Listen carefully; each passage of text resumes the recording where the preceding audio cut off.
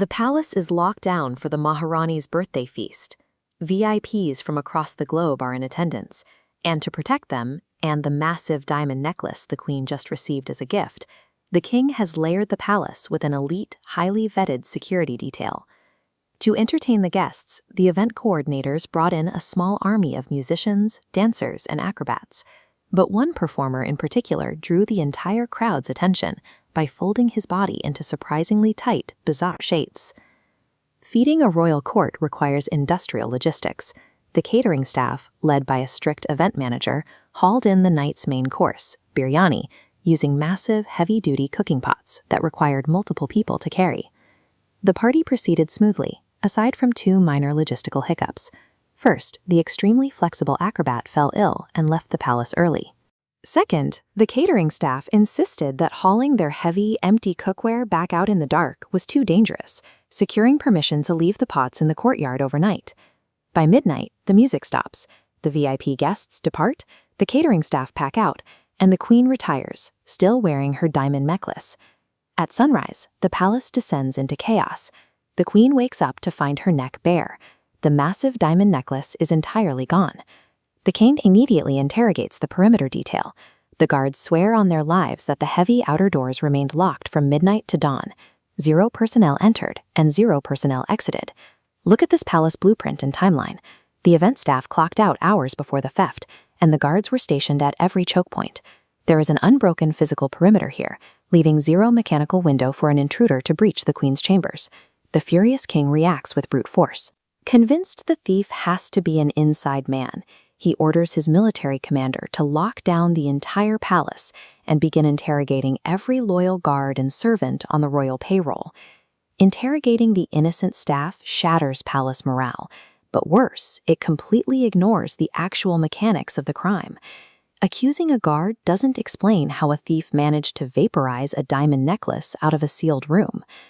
Before the king can tear his own security force apart, Birbal, his top advisor, steps in to halt the witch hunt. Birbal abandons the king's interrogation strategy.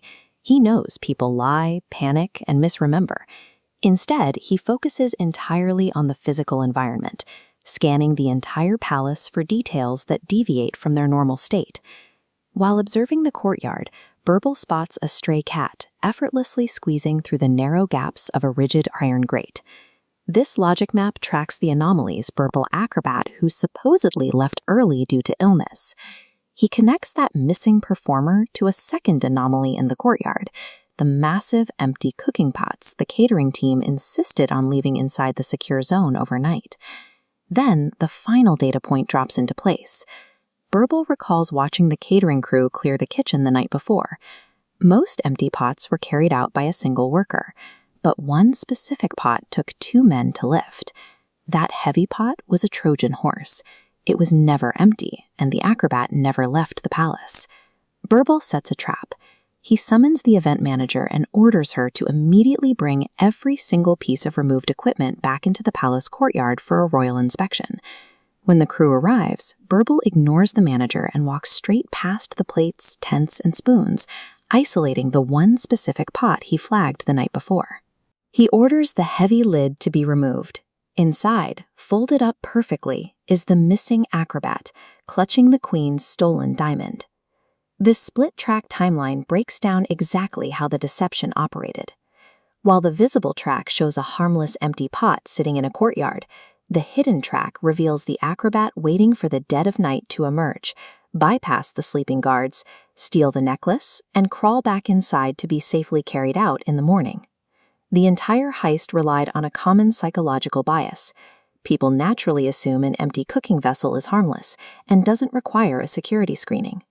With the physical evidence uncovered, the catering crew is arrested, the queen gets her diamond back, and the loyal palace guards are cleared of all suspicion. The king's initial security mindset failed because stationary guards are useless against an infiltration that exploits systemic blind spots. While the king tried to force a confession through intimidation, Birbal solved the mystery by isolating data points that defied basic physics, specifically an empty pot that weighed far too much. True security requires evaluating the actual logistics of an environment. Trace movement of heavy objects, verify weight of discarded containers, and check vulnerabilities in plain sight. You don't achieve absolute security by simply locking heavy doors and posting guards. You maintain it through the sharp, constant observation of anomalies.